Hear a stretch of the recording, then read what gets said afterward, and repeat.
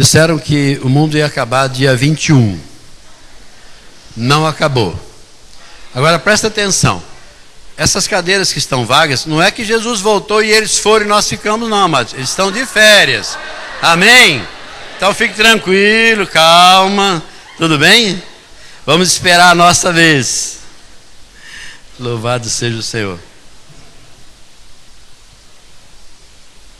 Isso acontece, meu irmão. Estão conosco hoje o Valmir, a Adriana.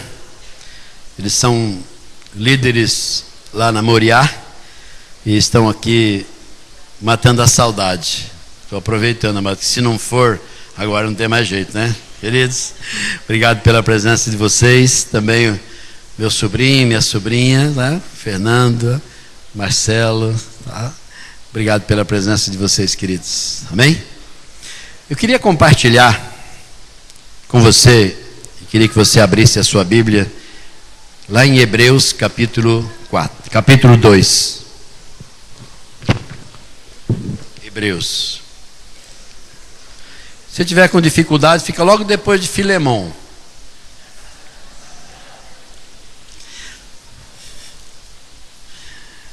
Hebreus, está lá no... Apesar de ter o título de Hebreus, né, está lá no Novo Testamento, queridos. Amém? Capítulo 2. Vamos fazer a leitura dos 4 primeiros versos.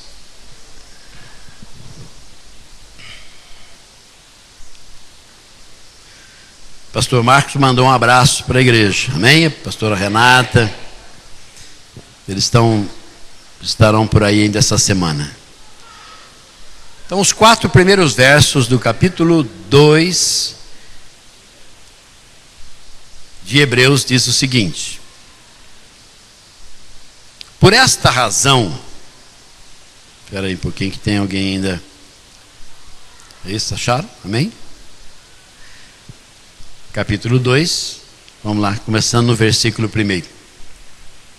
Por esta razão, importa que nos apeguemos com mais firmeza às verdades ouvidas, para que delas jamais nos desviemos.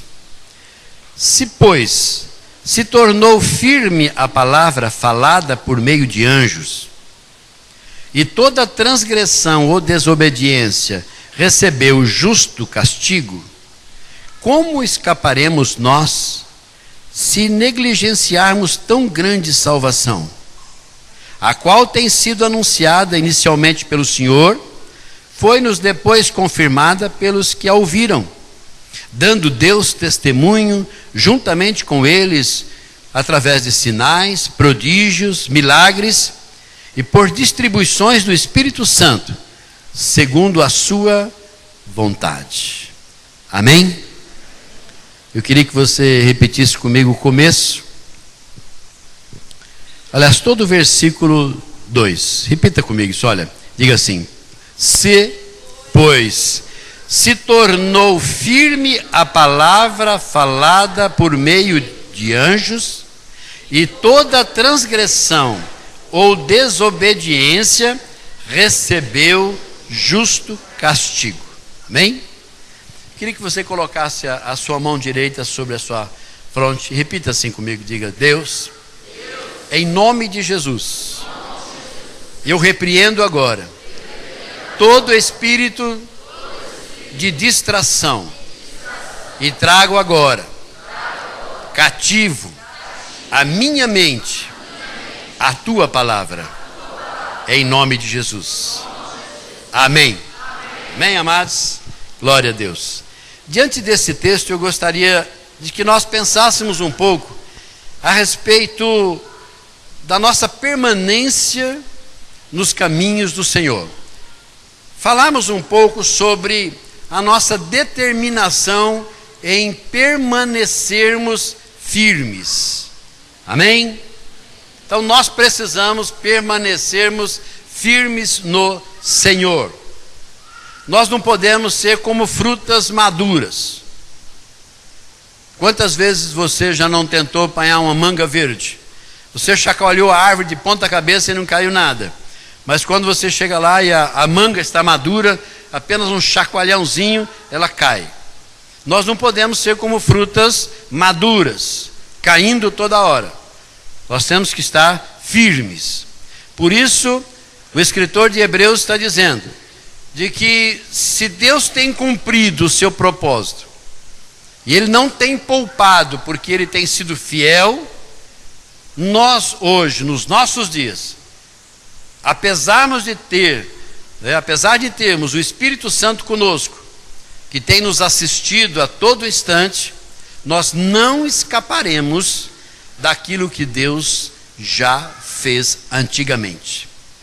Amém? Então dá uma cutucadinha leve, cuidado com a costela de quem está ao teu lado, e diga assim: olha, sem moleza. Sem moleza. Amém? A caminhada espiritual, ela é diferente de toda outra caminhada na nossa vida. Quem aqui não gostaria, por exemplo, pode ser profissionalmente, em qualquer área da vida, quem não gostaria, por exemplo, de ter feito uma faculdade? Quem não gostaria de ser alguma coisa? Todos nós tivemos um desejo, tivemos um sonho, e muitas vezes nós não conseguimos realizar esse sonho. Então, como nós não conseguimos realizar esse sonho, nós nos contentamos em fazermos outra coisa num grau menor, numa importância menor, e nós nos realizamos naquilo. Amém? Glória a Deus. Agora, vamos pensar um pouco.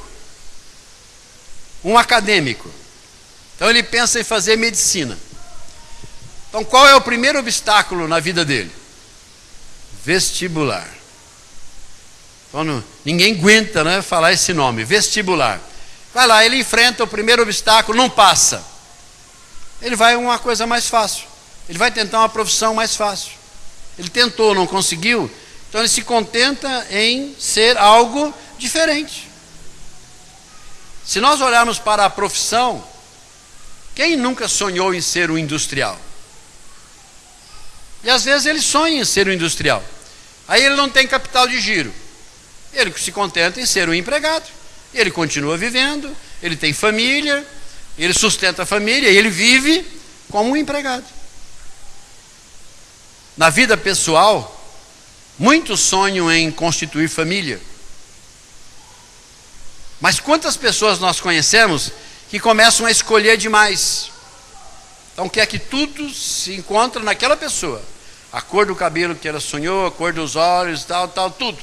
Não encontra. A opção dele. Ele acaba sozinho, ela acaba sozinha. É um solteirão, uma solteirona. Agora, na vida espiritual, isso não pode acontecer. Por que não pode acontecer? Porque na vida espiritual não existe posição, não existe degrau, não existe condição. Na vida espiritual é o seguinte: ou você é ou você não é. Eu não posso ser um crente mais ou menos. Então, se eu não conseguir na vida profissional ser o que eu sonhei, eu posso me contentar em ser aquilo que eu consigo realizar muito bem. E eu me realizo naquilo. Na vida espiritual não, amados, eu não consigo fazer isso. Ou eu sou, ou eu sou. Então não existe degraus, não existe classificação, não existe posição. Na vida espiritual nós temos que ser, não há outra escolha. Porque se nós não formos, nós estaremos sujeitos a isso que nós acabamos de ler. Ah, mas Deus vai levar em conta. Deus agiu com justiça no passado. E Deus vai agir com essa mesma justiça hoje. Então nós não podemos negligenciar uma graça tamanha que temos hoje, que é a assistência do Espírito Santo, dia e noite, nos assistindo, nos orientando, nos dando a vitória, vencendo o inimigo por nós. Nós não temos desculpa. Mas, justamente pela falta de compromisso, é que nós nos tornamos, às vezes, um crente um pouco menor. Você já encontrou uma pessoa assim? Ele disse: olha, eu não sei, eu ainda não estou na situação de fulano. E eu ainda não me acho na mesma posição que está fulana, que está... Então nós fazemos comparação e achamos, olha, fulano está mais alto do que eu. Ela está numa posição mais elevada que a minha. Ela tem mais intimidade com Deus. Ela conhece mais a palavra de Deus. Então, observa que se nós pensarmos assim, nós vamos permanecer naquele estado. Olhando para aquelas pessoas e achando elas são mais do que eu sou. Elas merecem mais do que eu. Deus tem olhado mais para elas. O Espírito Santo tem assistido mais a elas do que a mim. Não, queridos. Eu tenho que entender que existe uma caminhada. E nessa caminhada é que eu vou me aperfeiçoando. É nessa caminhada que eu vou me compenetrando da minha responsabilidade espiritual e vou crescendo espiritualmente falando. Então nós não podemos de forma alguma imaginar que eu posso ser um crente menos favorecido ou menos importante, porque alguém se acha maior, se acha melhor, mais equipado. Não, na vida espiritual não existe isso. Nós podemos encontrar isso profissionalmente. E quantos profissionais, durante a nossa vida, nós não mudamos de profissional? Por que nós mudamos de profissional? Então eu vou levar meu carro no mecânico e de repente eu não gosto da maneira como ele tratou o meu bebê. Não é isso? Eu não volto mais lá. Então ele não falou com carinho, ele não tratou com carinho. Talvez aquela martelada, né, Dag, mais forte lá, eu não gostei, não volto mais lá. Entendeu? Nós trocamos de profissionais. Nós ficamos procurando um profissional melhor. Nós ficamos procurando as pessoas, você conhece? Quem é o seu mecânico? Quem é o fulano? Quem é ciclano na sua vida? Quais são as pessoas que quando você precisa, você procura? E nós vamos experimentar. Queridos, na vida espiritual é diferente, é totalmente diferente. Na vida espiritual, Deus olha para mim e olha para você e Ele não vê diferença nenhuma em nós. Porque quando eu sou fraco, é aí que eu sou forte. Então eu não posso achar que eu não estou preparado. Pelo contrário, eu tenho que estar preparado. Porque Jesus volta e se eu não estiver preparado, eu fico. Então eu tenho que estar preparado espiritualmente falando. Mas o que é que tem desviado muitos crentes do caminho do Senhor? Muitas pessoas que nós já vimos passar por aqui, alguns cheios, né? Transbordava e de repente secou. Foram embora. Você vai atrás, pergunta e diz: o que é que aconteceu? Ele diz: nada, eu estou dando um tempo. Então por que isso acontece, queridos? Por que essas coisas acontecem? Ontem nós estávamos fazendo um casamento e uma das coisas que eu disse para os noivos é que eles precisariam decidir permanecerem casados. E eu creio, amados, que hoje nós estamos precisando isso. Nós temos que decidir permanecer com o Senhor. É uma decisão que importa luta, choro, muitas vezes decepção, que nós vamos decepcionar com as pessoas. Mas não importa, o Senhor não vai nos decepcionar nunca. E quem vem buscar a sua igreja é o Senhor, não são as pessoas que convivem conosco. Então, se eu basear toda a minha esperança no meu irmão, quando ele falha, eu falho junto. Por quê? Porque quando ele chora, eu choro junto. Qual é o marido que quando vê a esposa chorando, não chora junto? Não precisa falar, tá bom? Não precisa dizer, porque às vezes chora quietinho lá no canto e tal, para ela não perceber que você está chorando por ela. Mas a mãe, a criança, por exemplo, chega lá e começa no estado febril, a febre não abaixa, de repente essa mãe está lá correndo lágrimas. Então acontece isso, amados, quando nós temos um relacionamento de amizade uns com os outros. Então nós temos que tomar cuidado, porque quando uma pessoa se decepciona, provavelmente ele vai tentar arrastar outras pessoas com a mesma decepção que ele tem. Então nós temos que nos apegar àquele que não vai nos decepcionar. Amém? E a única pessoa aqui na igreja que não vai decepcionar você é o Senhor Jesus Cristo. Só Ele. Então é com Ele que eu tenho que assumir esse compromisso e dizer, porque nós cantamos, Senhor, eu sou todo teu, tu és tudo meu. Mas muitas vezes nós falamos, Senhor, eu vou dar um tempo. Então por que essas coisas acontecem? Eu destaquei aqui alguns fatos que muitas vezes têm contribuído e têm afastado essas pessoas do nosso convívio e provavelmente estão afastados também da presença do Senhor. Em primeiro lugar, eu coloquei como envolvimentos errados. Nós pastores, e agora eu quero aqui incluir o pastor Marcos, a pastora Renata, e os pastores de uma maneira geral, eles têm se preocupado com a vida das suas ovelhas. E muitas vezes o crente não gosta disso. Ele não gosta que o pastor fica pegando no pé, que o pastor quer saber da vida. Mas, amados, isso é o cuidado. E por que nós fazemos isso? Porque existem muitas falsas amizades rondando. Quando você era do mundo, ninguém te procurava para nada. Quando eles ficaram sabendo que agora você é crente, que agora você recebeu Jesus, então eles chegam. Chegam para quê? Para te auxiliar? Não, eles chegam para te desanimar. Então é a brincadeira, é a chacota, é a gozação. Então muitas vezes nós temos que lutar contra isso se nós desejamos permanecer firmes no Senhor. E muitas vezes é difícil. Mas as amizades, a tendência dessas amizades é nos desviarmos do caminho do Senhor. É fazer com que você esfrie na fé. É fazer com que você não se apegue tanto àquilo que você encontrou. Que você dê menos valor, ou um valor menor. Que você atribua algo pequeno àquilo que quando você encontrou, você diz, agora sim, encontrei a razão de viver.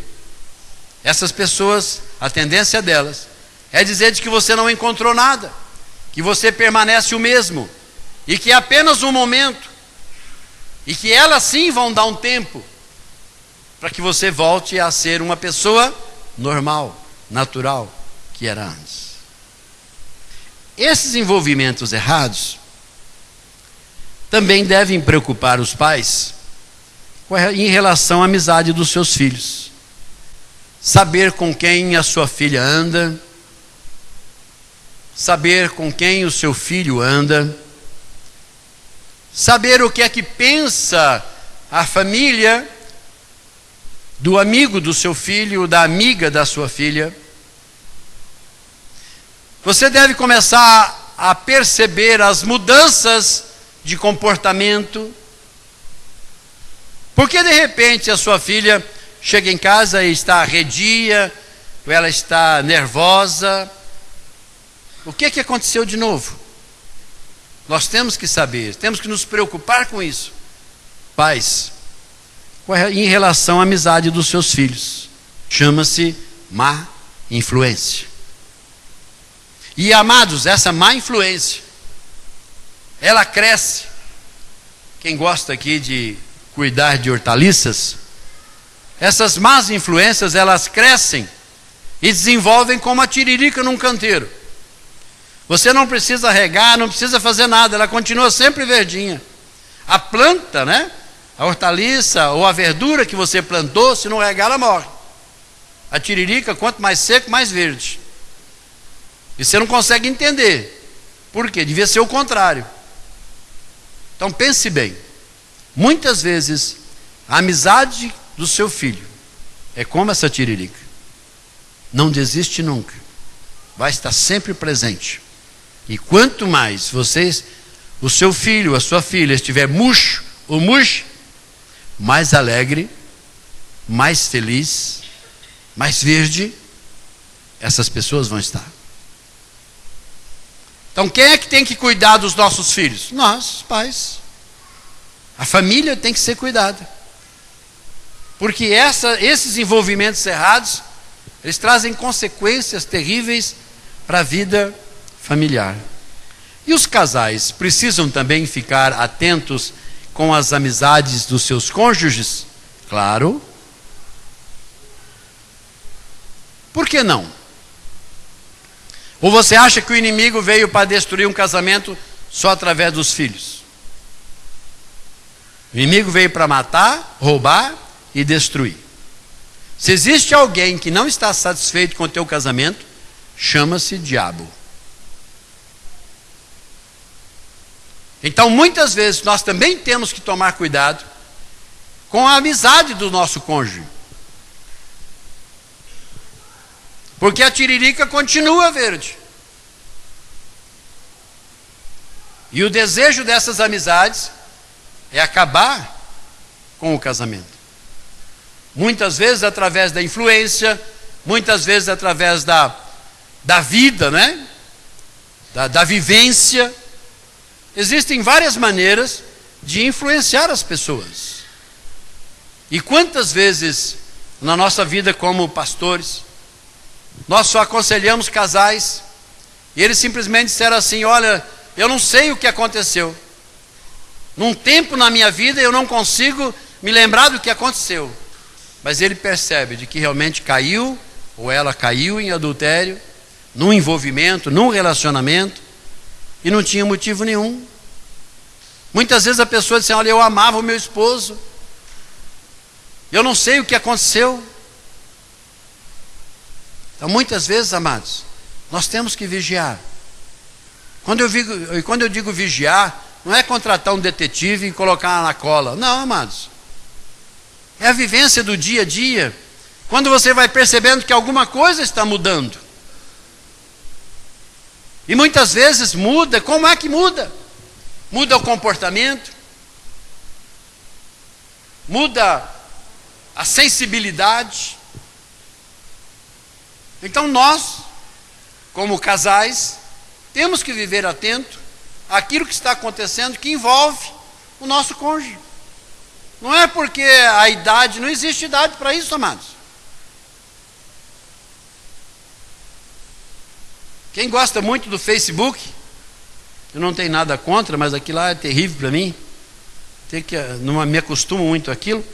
Mas eu pergunto, muitas vezes você está ali, aparece lá um quadradinho embaixo, fulano de tal, não sei o que, aparece até a profissão da pessoa, está te esperando.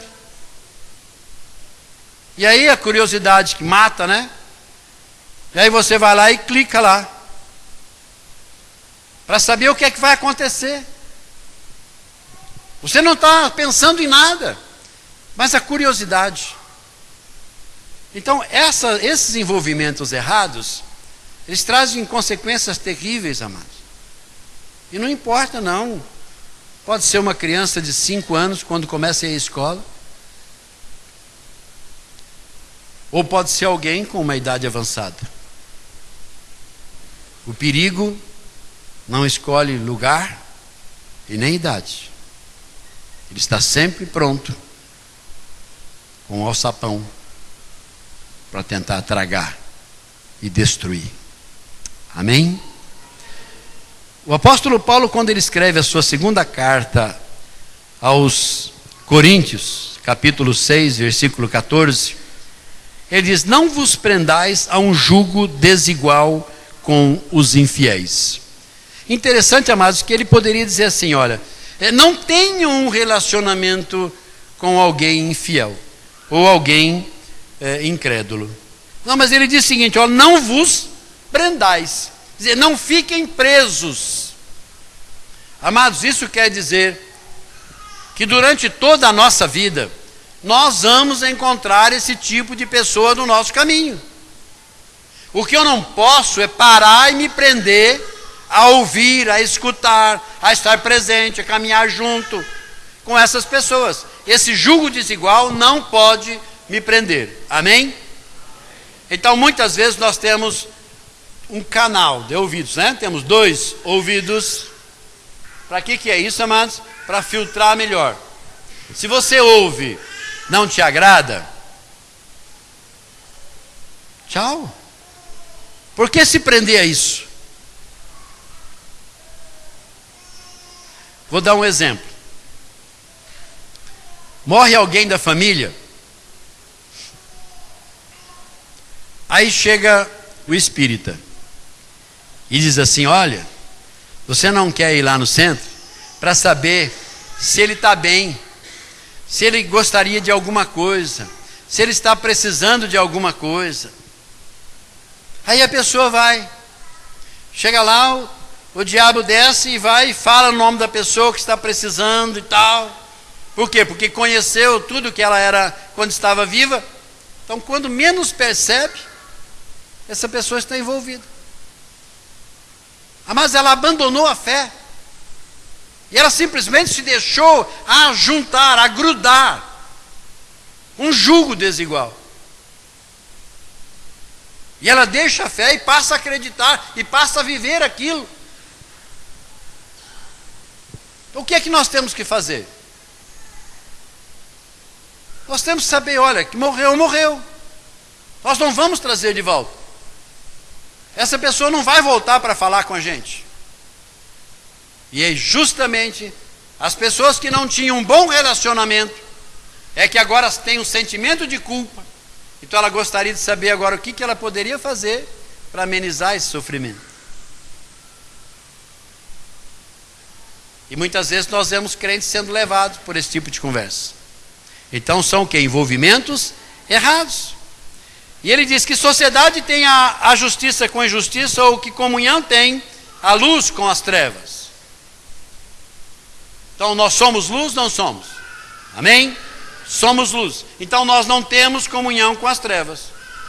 Amém? Então eu não posso me envolver com qualquer tipo de relacionamento que vai me afastar de Deus. E faço aqui um apelo especial aos jovens. Você quer saber se a pessoa a quem você está interessado ou interessada é de Deus ou não? É saber se ela vai te aproximar ou te afastar de Deus. Se ela te afastar de Deus, toma a mesma decisão e se afaste dela. É melhor você chorar 2 dias do que passar uma vida toda no inferno depois, sofrendo as consequências. Amém, jovens? Amém. Obrigado. E quando nós lemos o primeiro livro de Reis, capítulo 11, vai contar aqui a história do rei Salomão. Interessante, amados, que quando Salomão foi empossado, né? Foi ali ordenado como rei, ungido rei, Deus disse a ele que ele poderia pedir o que ele quisesse. O que Salomão pediu? Sabedoria.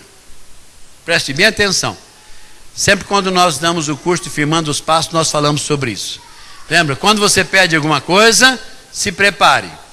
Então Salomão pediu sabedoria. No começo foi uma bênção. No versículo 1 até o versículo 4, diz assim, olha: Salomão amou muitas mulheres estrangeiras, além da filha de Faraó, as Moabitas, as Amonitas, as Edomitas, as Sidônias, as Etéias e muitas outras. Então eu pergunto, ele era sábio? Por quê? Porque elas pertenciam às nações que o Senhor tinha dito aos filhos de Israel: não chegareis a elas, e elas não se achegarão a vós, porque desta maneira perverterão o vosso coração para seguirdes os seus deuses. A esta se uniu Salomão com amor. Ele tinha nada mais, nada menos do que 700 mulheres, princesas e 300 concubinas, e estas mulheres lhe perverteram o coração. Queridos, eu não estou dizendo aqui que você, se é solteiro, tem que continuar solteiro, porque senão com quem você vai casar vai te perverter o coração. Não é isso não. é que Salomão se deixou envolver. E Deus havia dito, queridos, de que não era para que o povo de Deus se envolvesse com essas mulheres, porque essas mulheres iriam perverter o coração do povo de Deus. E Salomão teve esse triste fim, apesar de ser o homem mais sábio que existiu. Então não adianta mais nós tentarmos acharmos ou questionarmos que conosco não vai acontecer nada, que nós somos maiores, nós somos superiores. A hora que eu quero parar, eu paro. Quando eu quero desistir, eu desisto. Quando eu não quero pensar, eu não penso. Isso é um engano. Isso é um engano. Nós temos uma outra situação, narrado lá também no livro de Primeiros Reis, primeiro livro de Reis, capítulo 12. Quando Salomão morreu, quer dizer, para que ele mantivesse essas 700 mulheres, além das princesas e 300 concubinas, precisava muito dinheiro. Então repete comigo, olha, muito dinheiro. Então para isso, tinha que colocar todo esse peso sobre o povo. Então para manter tudo aquele luxo, todo o povo tinha que se sacrificar para que Salomão, dentro do seu harém, diz assim, né, pudesse viver uma vida soberana. Quando ele morreu, entrou no seu lugar o seu filho Roboão, homem mau. Vocês imaginam, né? Vivendo naquela situação, a palavra de Deus diz que Roboão, o seu filho. E quando Roboão começou a governar, os anciãos que representavam o povo chegaram para Roboão e disseram assim: olha, o povo está pedindo de que você abrande um pouco essa pressão, esse jugo, essa quantidade de impostos que o rei está cobrando da população para manter todo esse luxo do palácio. Era algo justo? Era algo justo. Era um novo rei. Esse rei não herdou as 300, 700 mulheres, nem as concubinas e nem as princesas. Então era um reinado diferente. Eles trouxeram essa ideia, essa sugestão para Roboão. O que é que Roboão fez? Ele deixou o conselho dos anciãos e foi para os jovens que havia crescido com ele. Então esses jovens que haviam crescido com ele estavam vivendo, amados, o mesmo erro que ele vivia e que agora, como rei, permanecia vivendo. Então, ao invés dele tomar o conselho daqueles que já viveram a experiência e que agora tinha a solução, Roboão prefere voltar-se para os jovens que cresceram com ele, e eu imagino como é que viveram com eles. E esses jovens disseram assim: aumente o jugo. E ele voltou-se para o povo e disse o seguinte, ele disse: o que aconselhais que respondemos a este povo que me falou dizendo: alivia o jugo que teu pai nos impôs? Ouvindo o conselho dos jovens, tomou a seguinte decisão. Guarda bem isso. Assim que, se meu pai vos carregou de um jugo pesado, eu ainda aumentarei o vosso jugo. Se meu pai vos castigou com açoites, eu vos castigarei com escorpiões. Envolvimentos errados. Todos nós, eu creio, uma grande maioria, mas já sofremos consequência por nos envolvermos com amizades erradas, com pessoas erradas. E muitos ainda existem a marca, carregam a marca. Se pudesse voltar no tempo, aquele dia que você disse sim, eu vou, concordo, você diria não, jamais, nunca, cai fora. E nós temos vários exemplos, biblicamente falando, de pessoas que tiveram um envolvimento errado. E toda uma nação pagou isso. Pagou esse alto preço. Roboão não estava preocupado com o seu povo. Ele estava preocupado com um povo que apareceu na vida dele. Em segundo lugar, eu gostaria que nós pensássemos um pouquinho sobre a superficialidade. Uma palavrinha moderna. Tudo superficial. Pastor, que doce que é esse?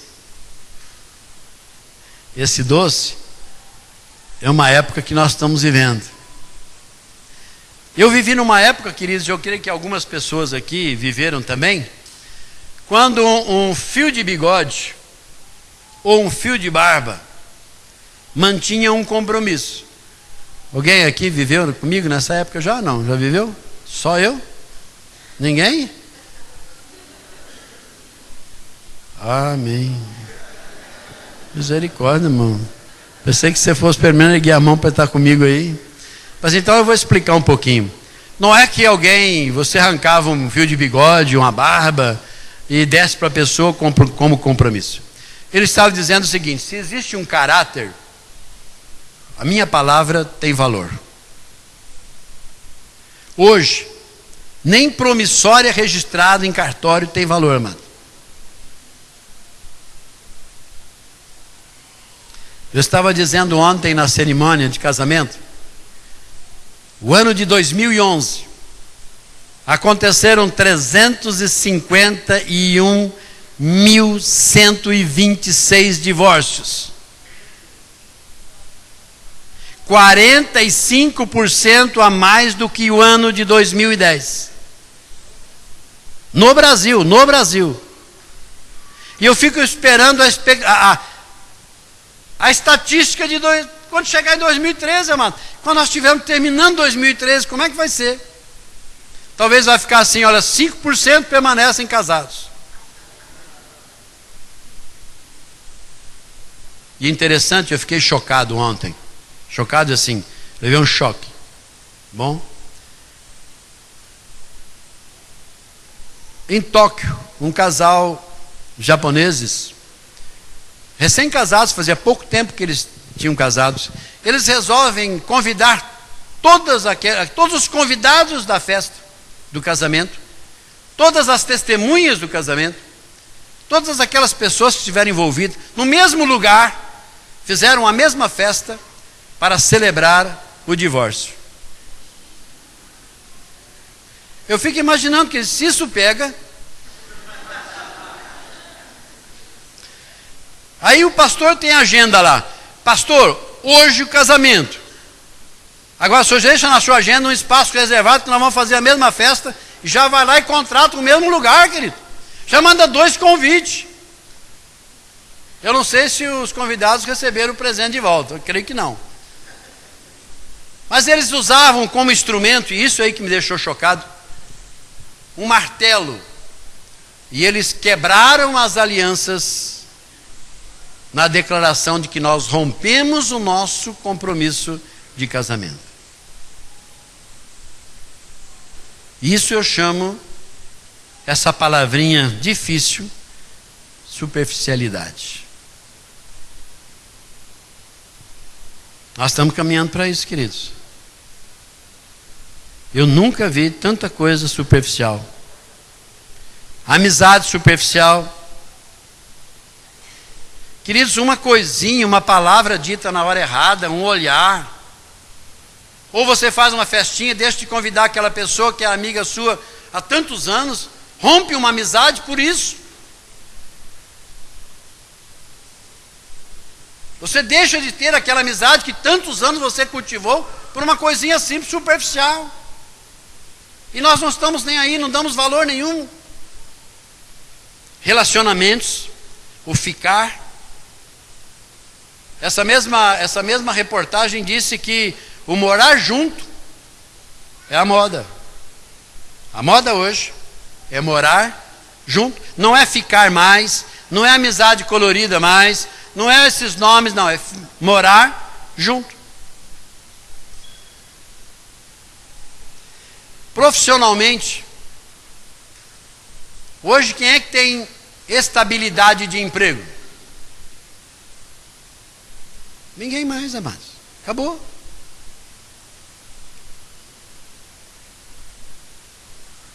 Mas alguns anos atrás, você tinha estabilidade de emprego. Então você podia assumir um compromisso de casamento. Então hoje você é uma cadeia. É algo que vai desencadeando como se fosse um dominó. Então você não tem estabilidade de emprego, não tem como sustentar um casamento, então nós vamos morar junto. Até quando? Até quando der. Quando não der, cada um vai para o seu lugar, acabou. Então as coisas estão ficando muito práticas, muito superficiais. Mas nós trazemos isso, amados, para a área espiritual. E quando nós trazemos essa coisa superficial para a área espiritual, nós começamos a ter um relacionamento com Deus baseado no que Deus pode me oferecer, o que o pastor Marcos tem pregado ultimamente. Quando eu vejo que acabou o azeite, eu vou embora para casa. Ou vou tentar buscar em outro pote. Essas coisas superficiais, ela é muito difícil. Mas ela não é coisa nova. O Senhor Jesus, narrado no evangelista Lucas, né, Evangelho de Lucas, capítulo 8, ele vai contar sobre a semente. E ele diz o seguinte, que muitas sementes estão juntos no caminho. Interessante, amados, que a semente não ficou fora do caminho. A semente ficou no lugar certo. Ela ouviu a palavra certa. Ela foi tocada pelo Espírito Santo de uma maneira correta. Ela tomou a decisão correta em aceitar Jesus como o único Senhor e Salvador da sua vida. Ela sabia, estava consciente do que estava fazendo. Então ela estava junto no caminho. Mas a palavra de Deus diz que aqueles que ouvem, e depois vem o diabo, tira-lhes do coração a palavra, para que não se saiba. Para que eles não se salvem. Como é que o diabo pode tirar a palavra, amados? Será que é como você tira o pó? A mulher, quando entra em casa, ela vai passando pelos móveis, ela vai fazendo assim, né? Tá? É isso? Vai lá em cima da geladeira, passa o dedo, vai em cima na cristaleira, passa e vai olhando aí. Não é assim que faz? Será que é assim que o diabo faz quando ele tira o pó? Quer dizer, como é que ele rouba a palavra, queridos? Como é que ele consegue roubar a palavra? Ele só consegue roubar a palavra porque a palavra era superficial. Ela não teve tempo, queridos, de assentar. Nós não tivemos tempo de digerir. Então o que é que o diabo veio fazer? Me permita dizer, ele te deu um copo d'água quente, e quando você acaba de almoçar ou jantar, você toma um copo de água quente, o que você faz? É isso mesmo, você entendeu. Então o que o diabo faz? Ele limpa.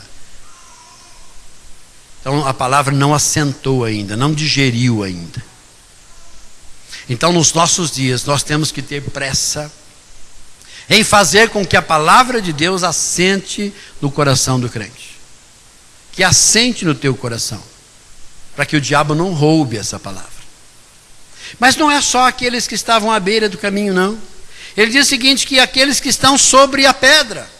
Então houve semente que não caiu no terreno fértil, ela caiu sobre a pedra.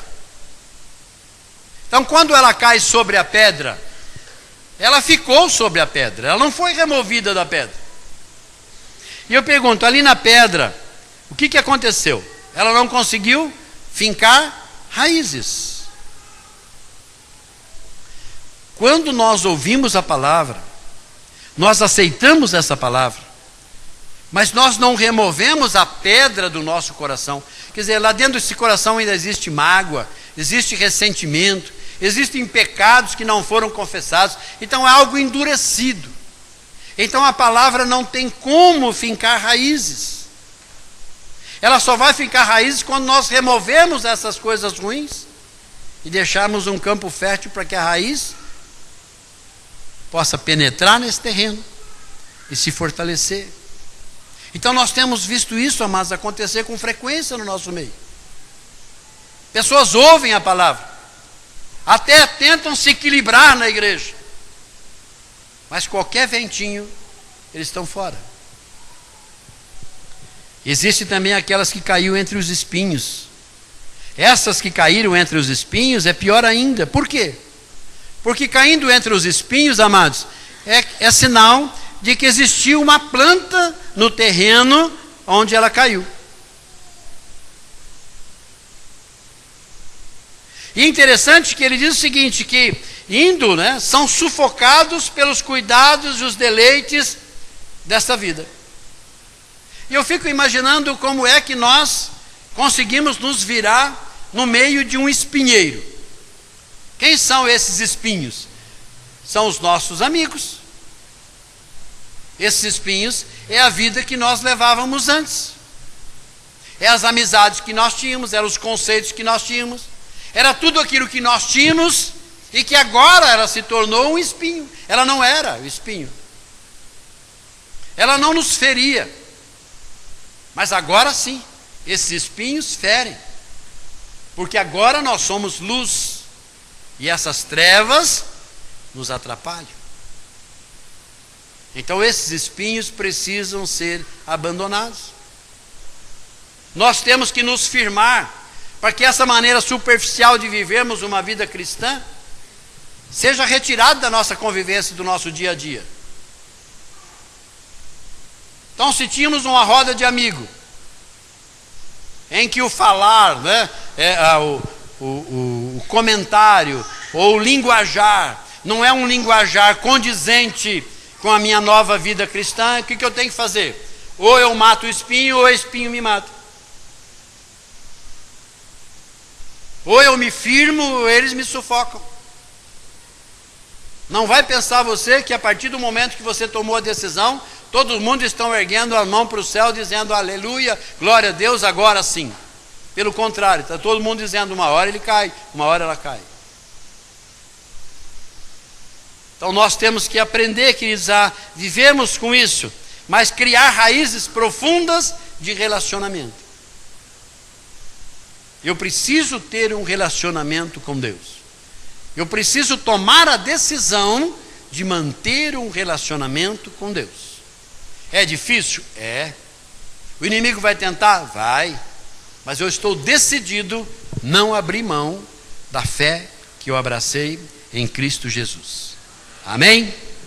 E em terceiro lugar, o sentimento de solidão. O Salmo 139, o salmista começa assim: Senhor, Tu que me sondas e me conheces, sabe o meu assentar e o meu levantar. E de longe entendes o meu pensamento. O que é que o salmista queria dizer com isso? Ele estava simplesmente querendo dizer que ele se sentia assim.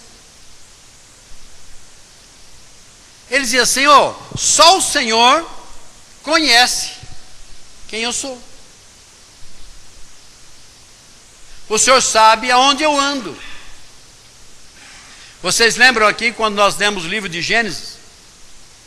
Lá no capítulo 2, Deus chama Adão a uma conversa a pé de orelha, a tete a tete. E como é que ele chama Adão? Qual é a expressão que Deus usa para chamar Adão? Ele diz: Adão, aonde você está? Por quê? Porque Adão não estava no lugar de costume. Deus, na viração do dia, vinha conversar com Adão todos os dias. Naquele dia Adão não estava. Se ele não estava ali, porque ele estava em outro lugar. É isso que o salmista queria dizer: Senhor, o Senhor sabe o momento que eu me levanto e para onde eu vou. Aonde eu ando, com quem eu converso, com quem eu falo, com quem eu convivo. O Senhor sabe tudo. E o Senhor sabe que quando eu me deito, quando eu me assento, quando eu me aquieto, o Senhor sabe que eu estou aonde? Na tua presença. Então, quando eu ando, o Senhor sabe com quem eu convivo. Quando eu me assento, o Senhor sabe que a conversa é com o Senhor.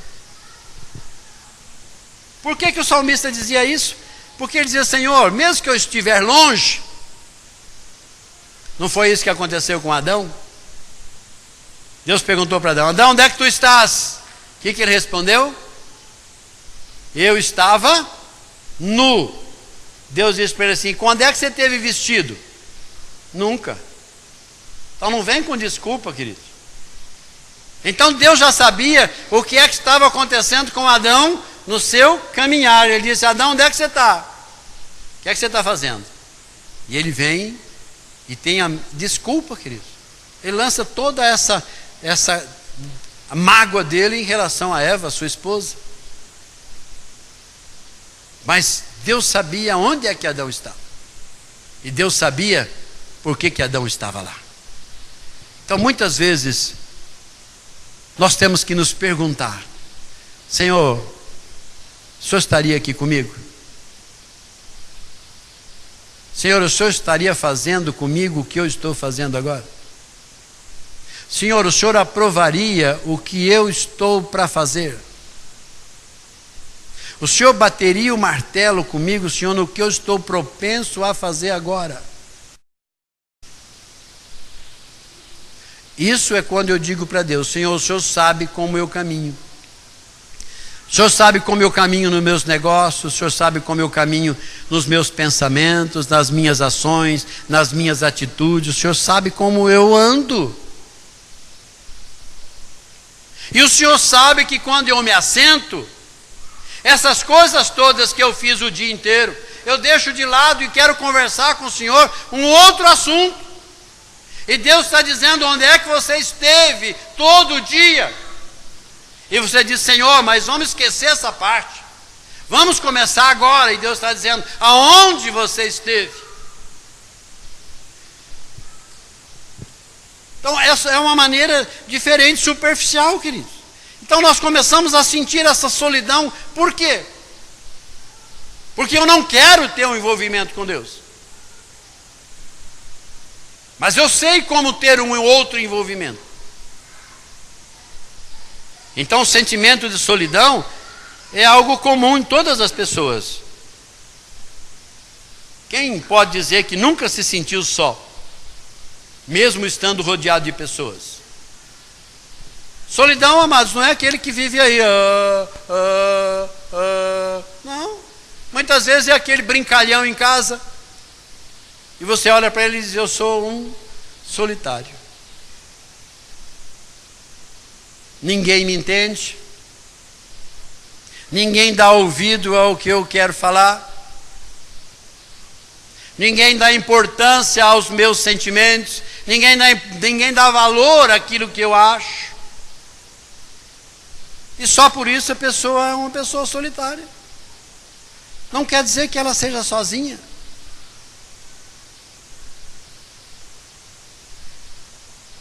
É algo que muitas vezes não depende de fator de companhia, de alguém, de uma maneira de sermos tratados. Pode acontecer de você estar no meio de uma multidão, sentir solitário. Sentir solitário, mesmo cercado pela família, se ela não te compreende. Até mesmo entre amigos, quando você não pode falar tudo o que você deseja. Ou chegando até um contexto abastado no seio da família, e você se sentisse solitário. Mas a boa notícia, amados, é que a solidão, ela é aplacada pela presença e a manifestação soberana de Deus na vida do crente. E como é que Deus se manifesta isso? Queridos, é só nós enxergarmos o que Deus está fazendo, a nossa história. Nós temos que enxergar o amanhã. Nós temos que enxergar, queridos, que a história está sendo escrita. Esse é o momento em que nós somos colocados no contexto. Quantas vezes nós estamos assistindo a um filme e de repente aparece alguém E nós não damos muito valor àquele personagem por aquela parte que ele apareceu no filme. De repente, quando vai terminar o filme, tudo está relacionado com aquele personagem que teve uma participação minúscula, pequena, insignificante, assim, aparentemente insignificante. Então, muitas vezes, nós gostaríamos de ser o artista principal, que viveu o filme todo, teve toda aquela ação, foi admirado por milhares de pessoas no mundo inteiro. Não, mas muitas vezes aquele personagem pequenininho, que apareceu só naquela ponta, a história transcorreu em torno dele.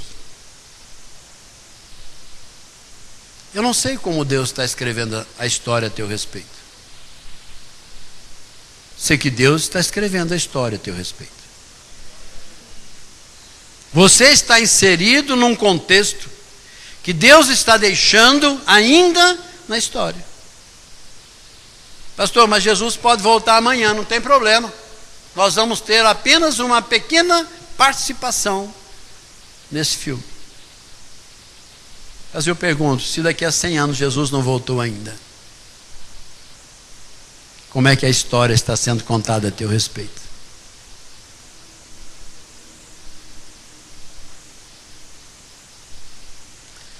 É quando Ele nos ouve e nos entende, quando nós nem sequer conseguimos encontrar palavras para dizer para Deus. Quantas vezes, queridos, nós começamos a orar e nós paramos.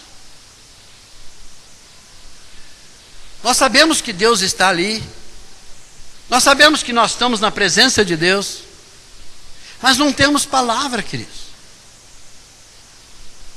E muitas vezes nós nos vemos chorando naquele instante, porque não importa a palavra, importa que Deus está ali, e Ele poderia nos tocar, mas Ele está recebendo aquilo que tentamos expressar através da nossa presença.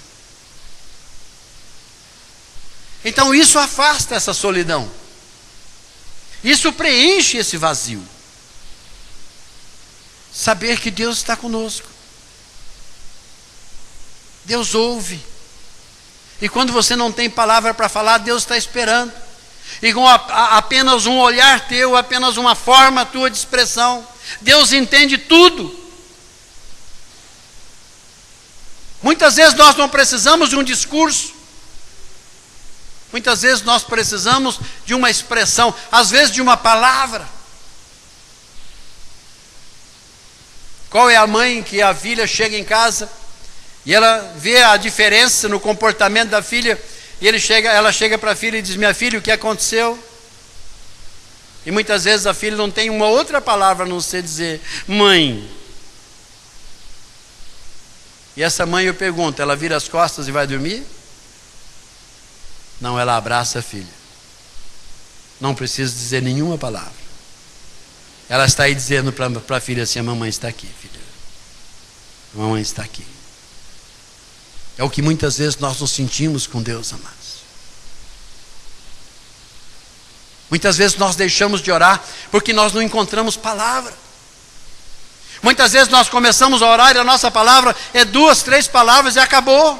É 1 minuto de oração e acabou. Porque nós achamos que é falando. Não estou dizendo que se eu passar 2 horas falando com Deus é errado. Não estou dizendo isso. É que muitas vezes a palavra some. E muitas vezes Deus está ali dizendo: não precisa de palavra. Deus está dizendo: apenas encosta a tua cabeça no meu peito e descansa. Deus está dizendo: eu consigo te entender sem nenhuma palavra. Quando nós vemos de pronto Deus se relacionando de uma maneira profunda conosco, muitas vezes nós estamos aqui no louvor, e quando você menos espera, as lágrimas começam a descer. E você fica preocupado sabendo: será que alguém viu? Será que alguém que vai pensar? Será que elas estão achando que eu estou em pecado e agora eu estou aqui confessando o meu pecado? Não. Começa a passar um monte de coisa na nossa cabeça, isso leva essas lágrimas a secarem. Ao invés de continuarmos na presença de Deus, nós começamos a procurar as pessoas o que elas vão achar. E muitas vezes, queridos, tentando encontrar a resposta nas pessoas, nós nos tornamos um solitário. Porque nós não vamos encontrar muitas pessoas que nos compreendem. Muitas vezes nós ouvimos isso do nosso cônjuge: você não me compreende. E você vai dizer: como? E se você não consegue entrar aqui dentro para me compreender? Então aqui dentro só entra Deus. Deus consegue entrar aqui dentro e te compreender naquela hora que você precisa. Reconhecermos que Deus é onipotente, onipresente, onisciente. E quando nós não conseguimos enxergar nada, Deus está dizendo: mas eu estou aqui. Deus nos toma pela mão. Deus nos carrega no colo. Deus nos coloca em lugar seguro. E Ele diz: fique aqui. Senta-se aqui comigo. Porque eu estou aqui. É como o filho pequenininho. Ele começa a sair do quarto do pai e da mãe e começa a dormir sozinho. E ele, quando ele começa a ter noção, ele fala assim: deixa a porta aberta. Você pergunta para ele por quê? Não precisa perguntar, você já sabe por que ele quer a porta aberta. Muitas vezes Deus está falando isso conosco. Ele está dizendo: você está num cômodo, eu estou deixando a porta aberta. Se você acordar de noite, você sabe onde me encontrar. Você sabe que eu estarei sempre acordado, te esperando. Deus é muito mais do que uma simples companhia quando a solidão bate. Deus chega e a solidão desaparece. Deus enche o vazio que a solidão deixou. Por isso o salmista dizia assim: Senhor, tu sabes por onde eu ando e o que eu faço. E quando é que o Senhor sabe tudo isso? Quando eu me assento, ou quando eu me deito, ou quando eu vou conversar com o Senhor? Não, ele está dizendo o seguinte: de longe o Senhor me conhece. Então, quando eu me assento com o Senhor já sabe tudo. Esse é o nosso Deus. E eu queria concluir, amados, dizendo que nem todas as pessoas acham perigoso andar na contramão pelas ruas de São Paulo na hora do rush. Você acha que tem alguma pessoa que acha que não é perigoso? Ou todo mundo acha que é perigoso? Mas não tem alguém que deseja experimentar isso? Tem gente que faz. Tem gente que anda na contramão. Ele sabe que é errado? Sabe. Passa com o sinal vermelho, ele sabe que é errado? Sabe, mas ele passa. Você não passa, mas ele passa. Então tem muitas coisas que na verdade nós arriscamos a experimentar. E o grande desafio dos nossos dias, amados, é justamente isso: experimentar. Os que já experimentaram sentem saudades. Quando nós lemos, quando o povo hebreu saiu do cativeiro do Egito, chegou um determinado momento que eles disseram assim: nós temos saudade do que lá do Egito? Da cebola, queridos. Nós temos saudade da cebola do Egito. Nós temos saudade dos melões do Egito. Eles estavam indo para uma terra que manava leite e mel. E eles não tiveram a paciência de esperar a entrada na terra prometida que manava leite e mel. Mas naquela hora eles sentiam saudade do que eles já haviam experimentado. Muitas vezes aconselhando pessoas, nós perguntávamos por que você sabia que era errado. Você já foi liberto uma vez. Por que você caiu de novo? Ele disse: eu não sei. Era desejo de experimentar de novo. E os que nunca experimentaram, gostariam de experimentar. Há um ditado popular que diz: o proibido é mais gostoso. O proibido é mais gostoso. Por quê? Porque aguça a experimentar. E o pior é que esse conceito nos persegue desde lá do jardim do Éden. Eva olhou para aquela árvore e destilou aí uma poesia, algo que já existia no coração dela. E ela foi olhando tudo aquilo e dizendo: olha, isso aqui é maravilhoso, Deus criou assim e tal.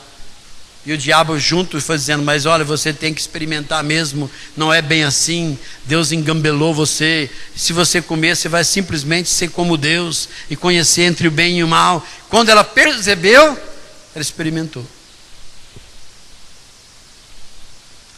E aí você pergunta: por que Adão comeu?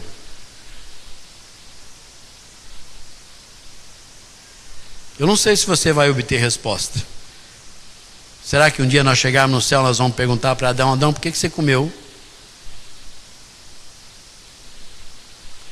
Mas o fato é que ele experimentou. Então, se nós somos como um metal, nós somos achados no mundo sem nenhum valor. Se você perceber bem, o valor que você tinha no mundo, ele não se compara ao valor que você tem hoje. Você poderia ter um valor lá no mundo onde você vivia, pelas próprias pessoas que viviam no mundo. Eles atribuíam a você um valor, mas um valor falso. E quando você recebeu Jesus como o único Senhor e Salvador da sua vida, você começou a ser lapidado. E você começou a mostrar um outro valor. O que te cativou quando você entrou por aquela porta dentro, ou quando você entrou numa célula, foi justamente o valor que você era, e não o valor que você tinha. Você foi amado pelas pessoas e é amado pelas pessoas por aquilo que você é. Então é justamente isso que Deus está fazendo conosco. Está mostrando que nós temos um valor diferenciado. Um valor diferente, um valor maior. Só, queridos, nós temos que valorizar isso que Deus nos deu. Por isso que o escritor dos Hebreus está dizendo: nós não podemos negligenciar isso. Você não pode jogar fora isso. Você não pode desvalorizar isso. Isso não existe câmbio. Isso não existe um valor de comparação. Aquilo que Deus, através do Espírito Santo, provou em nós, é um valor inegociável, inigualável. Não existe nenhum valor que possa ser comparado com aquilo que Deus fez na sua vida. Só que, se você não se valorizar, as pessoas não vão te valorizar. Você precisa se valorizar. Então o escritor dos Hebreus está dizendo justamente isso. Você não pode ser um pouco inferior ou um quase. Você precisa ser. E para isso, o Espírito Santo de Deus te capacita. O Espírito Santo de Deus já preparou o teu coração para isso. Já venceu o inimigo por você. Já colocou à sua disposição todas as armas que você precisa para o bom combate. Por isso que o apóstolo Paulo, mesmo ele dizendo que as coisas que ele queria fazer, ele não fazia, e que aquelas que ele não queria, quando ele via, ele estava fazendo. E ele diz: ó homem que sou. Mas quando ele chega ao final, ele declara que realmente valeu a pena vencer. Valeu a pena lutar. E ele venceu. Então, se o apóstolo Paulo deixou isso para nós, queridos, é porque é um alerta para os nossos dias. Mais do que nunca, você vai precisar mostrar quem você é. Você não precisa mostrar nada além para as pessoas do que aquilo que você realmente é em Cristo Jesus. Não negocie a sua fé. Não negocie a sua experiência.